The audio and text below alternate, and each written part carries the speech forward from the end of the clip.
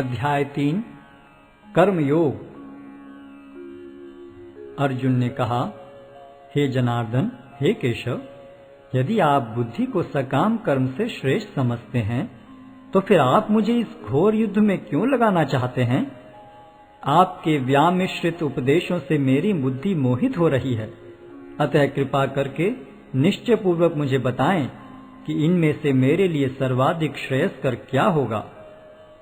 श्री भगवान ने कहा, हे निष्पाप अर्जुन, मैं पहले ही बता चुका हूं कि आत्म साक्षात्कार का प्रयत्न करने वाले दो प्रकार के पुरुष होते हैं। कुछ इसे ज्ञान योग द्वारा समझने का प्रयत्न करते हैं तो कुछ भक्तिमय सेवा के द्वारा। न तो कर्म से विमुख होकर कोई कर्मफल से छुटकारा पा सकता है और न केवल संन्यास से सिद्धि प्राप्त की जा सकती है।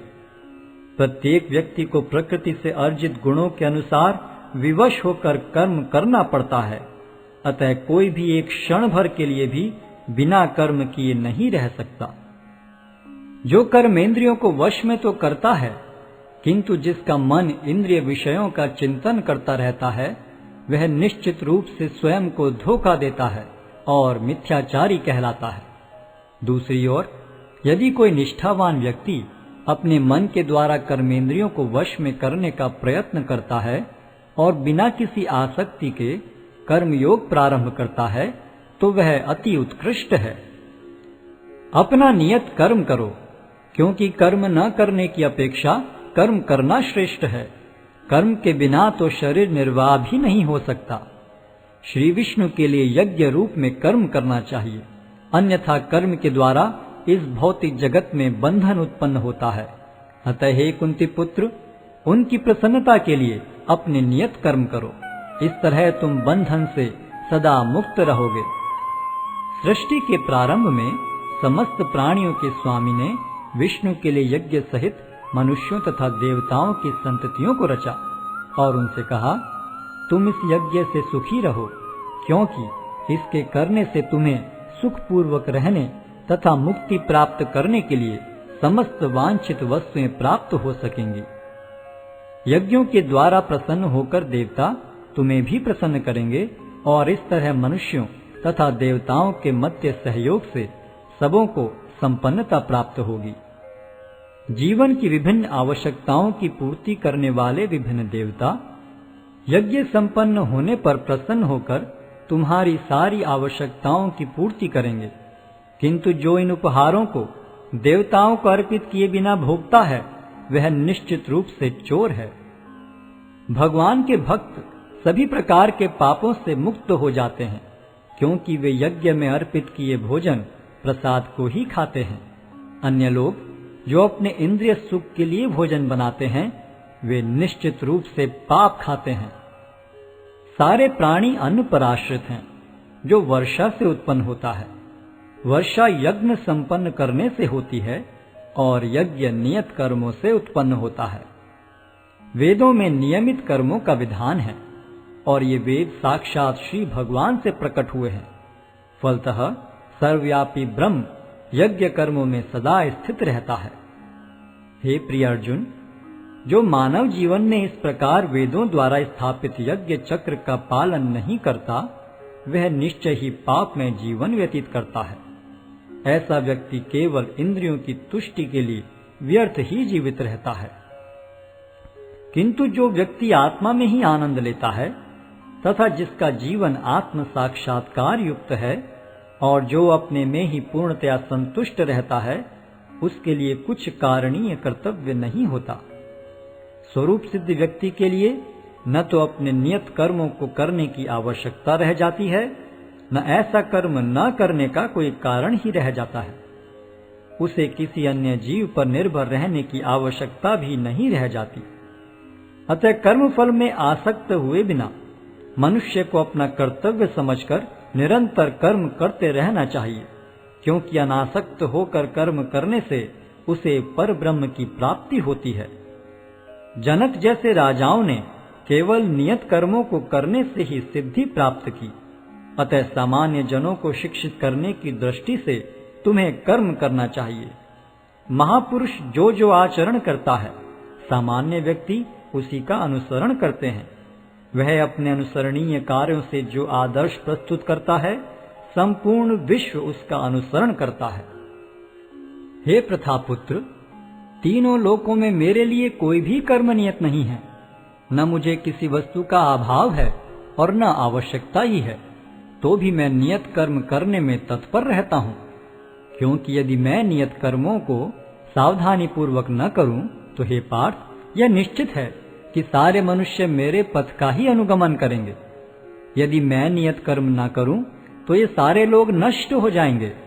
तब मैं अवांछित जन समुदाय को उत्पन्न करने का कारण हो जाऊंगा और इस तरह संपूर्ण प्राणियों की शांति का विनाशक बनूंगा। जिस प्रकार अज्ञानी जन फल की आसक्ति से कार्य करते हैं, उसी तरह विद्वान जनों को चाहिए कि वे लोगों को उचित पथ पर ले जाने के लिए अनासक्त रहकर कार्य करें। विद्वान व्यक्ति को चाहिए कि वह सकाम कर्मों में आसक्त अज्ञानी पुरुषों को कर्म करने से रोके नहीं, ताकि उनके मन विचलित न हो, अपितु भक्ति भाव से कर्म करते हुए वह उन्हें सभी प्रकार के कार्यों में लगाएं, जिससे कृष्ण भावनामृत का क्रमिक विकास हो। जीवात्मा अहंकार के प्रभाव से मोहग्रस्त होकर अपने आप को समस्त कर्मों का कर्ता मान बैठता है, जबकि वास्तव में वे प्रकृति के तीनों गुणों द्वारा संपन्न किए जाते हैं। हे महाबाहो, भक्ति भाव में कर्म तथा सकाम कर्म के भेद को भली भांति जानते हुए जो परम सत्य को जानने वाला है, वह कभी भी अपने आप को इंद्रियों में तथा इंद्रिय तृप्ति में नहीं लगाता। माया के गुणों से मोहग्रस्त होने पर अज्ञानी पुरुष पूर्णतया भौतिक कार्यों में संलग्न रहकर उनमें आसक्त हो जाते हैं। यद्यपि उनके ये कार्य उनमें ज्ञानाभाव के कारण अधम होते हैं, किंतु ज्ञानी को चाहिए कि उन्हें विचलित न करे। अतः हे अर्जुन, अपने सारे कार्यों को मुझ में समर्पित करके मेरे पूर्ण ज्ञान से युक्त होकर लाभ की आकांक्षा से रहित, स्वामित्व के किसी दावे के बिना तथा आलस्य से रहित होकर युद्ध करो।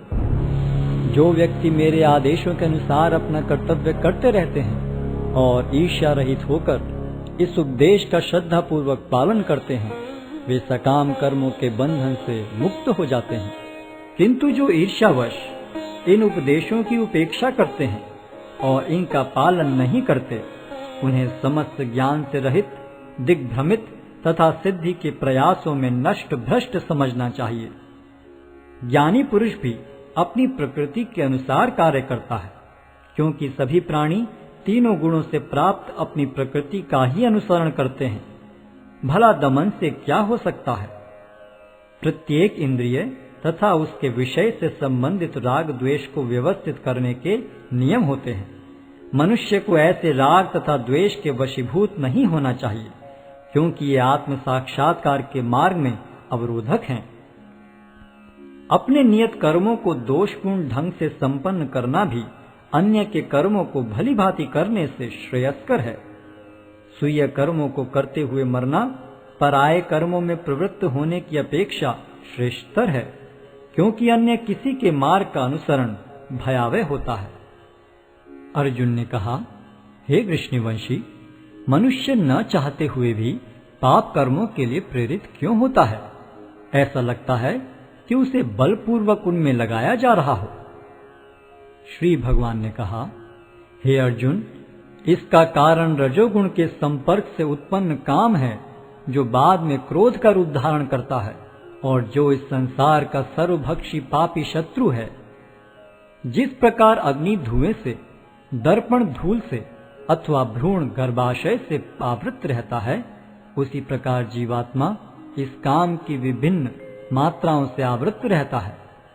इस प्रकार ज्ञान में जीवात्मा की शुद्ध चेतना उसके काम रूपी नित्य शत्रु से ढकी रहती है, जो कभी भी तुष्ट नहीं होता और अग्नि के समान जलता रहता है। इंद्रियां, मन तथा बुद्धि इस काम के निवास स्थान हैं। इनके द्वारा यह काम जीवात्मा के वास्तविक ज्ञान को ढककर उसे मोहित कर लेता है। इसलिए हे भरतवंशियों में श्रेष्ठ अर्जुन, प्रारंभ में ही इंद्रियों को वश में करके इस पाप के महान प्रतीक काम का दमन करो, और ज्ञान तथा आत्म साक्षात्कार के इस विनाशकर्ता का वध करो। कर्मेंद्रियां जड़ पदार्थों की अपेक्षा श्रेष्ठ हैं। मन इंद्रियों से बढ़कर है, बुद्धि मन से भी उच्च है और वह आत्मा बुद्धि से भी बढ़कर है। इस प्रकार हे महाबाहु अर्जुन, अपने आप को भौतिक इंद्रियों, मन तथा बुद्धि से परे जानकर और मन को सावधान आध्यात्मिक बुद्धि से स्थिर करके आध्यात्मिक शक्ति द्वारा इस काम रूपी दुर्जय शत्रु को जीतो।